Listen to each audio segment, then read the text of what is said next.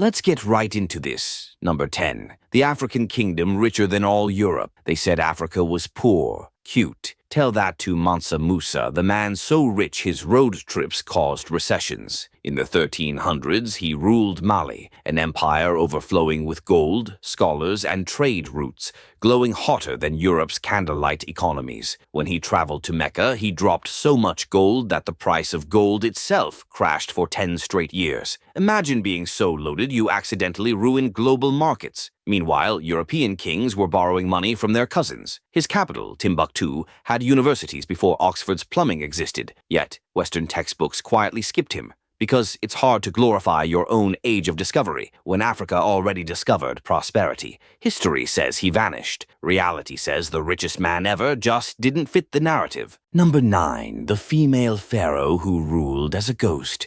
They said Egypt was run by men. Enter Hatshepsut, the woman who looked at the throne and said, "Mine now." She ruled for over 2 decades, built monuments, expanded trade, and maintained peace while male pharaohs were busy pretending to be gods. Her stepson, Thutmose III, possibly allergic to female competence, erased her name and face from temples like a jealous editor deleting history's best paragraph. For centuries, archaeologists thought Egypt just skipped a chapter. Then they found her mummy, perfectly preserved, wearing royal jewelry, smugly timeless. Turns out you can chisel out a name but not a legacy. Hatshepsut didn't just rule Egypt, she ruled the idea of what impossible looked like. History tried to ghost her. She became its most famous haunting. Number 8. The empire erased by colonial historians. They said Africa had no civilizations. Sure, if you ignore Great Zimbabwe, a kingdom built entirely of massive stone walls without mortar, in patterns that still confuse architects today. Its towers were taller than excuses and richer than European castles.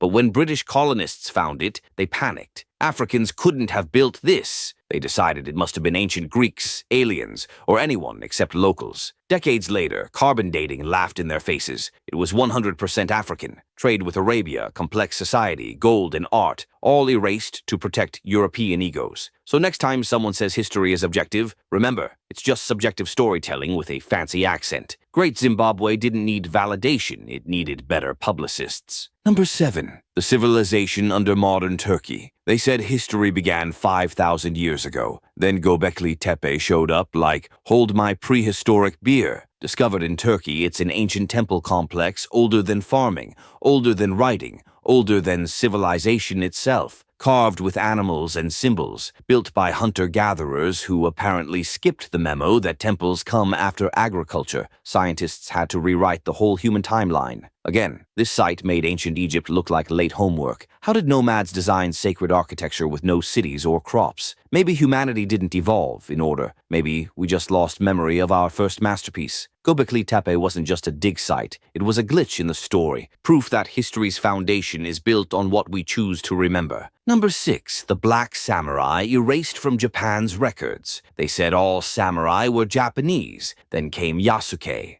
an African warrior who arrived in the 1500s and made Japan rethink everything. When he met warlord Oda Nobunaga, people tried to scrub his skin clean, thinking it was paint. Spoiler, it wasn't. Yasuke became Nobunaga's bodyguard and confidant, the only foreigner granted samurai status. He learned the language, fought battles, and earned more respect than the local nobles. But after Nobunaga's death, history hit delete. For centuries, he existed only in rumors until researchers pieced his story back together. Japan celebrates fictional ninjas, but its real black samurai got buried under ink. Yasuke didn't just wield a sword, he sliced through racial myths centuries before hashtags existed. Number 5. The real inventor of flight buried by politics. They said the Wright brothers invented flight. Technically true if you ignore the Brazilian icon, Alberto Santos Dumont. In 1906, he publicly flew his 14 bis aircraft in Paris in front of thousands. No catapults, no secrecy, just pure airbending style. Paris lost its mind. Newspapers called him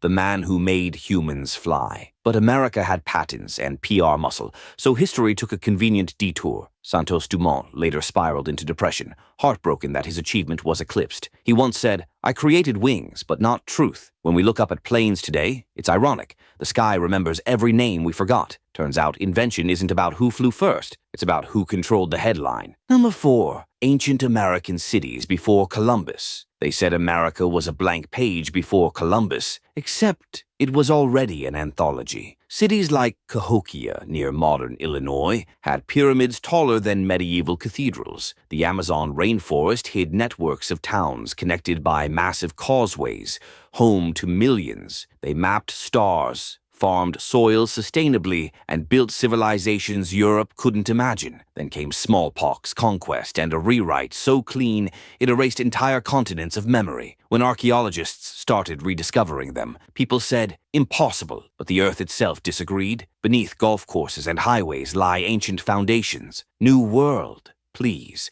It was an old world that got gaslighted. Number 3. A medieval female scientist centuries ahead. They said women didn't do science in the Middle Ages. Meet Trotula of Salerno, doctor, teacher, and author of medieval Europe's most famous medical texts. She performed surgeries, studied reproduction, and actually wrote about menstrual health when men thought wombs had minds of their own. Her books became standard medicine for 400 years, until later scholars freaked out and reattributed them to men. For centuries, her name disappeared, replaced by Trochilus, as if intelligence needed a beard to be credible. Modern historians uncovered the truth, and suddenly, the Dark Ages didn't look so dark, just selectively lit. If knowledge is power, Trochilus' story proves history keeps unplugging women's lamps. Number 2. The forbidden Buddhist kingdom of Zhang Zhung. They said Tibet began with Buddhism, but before monks there were mystics. The people of Zhang Zhung, their bon religion,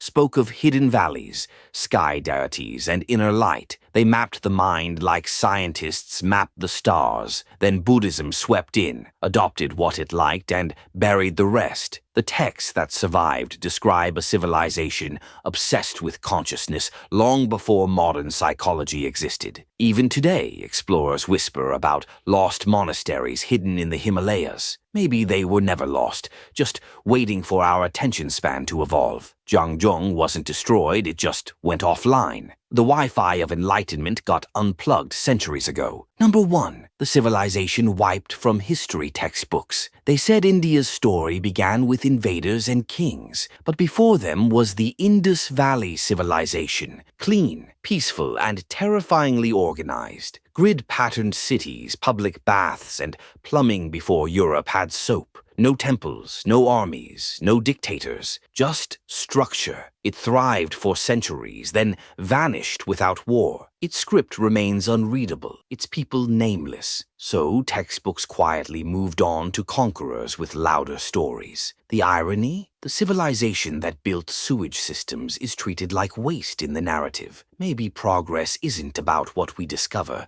but about what we choose not to flush away.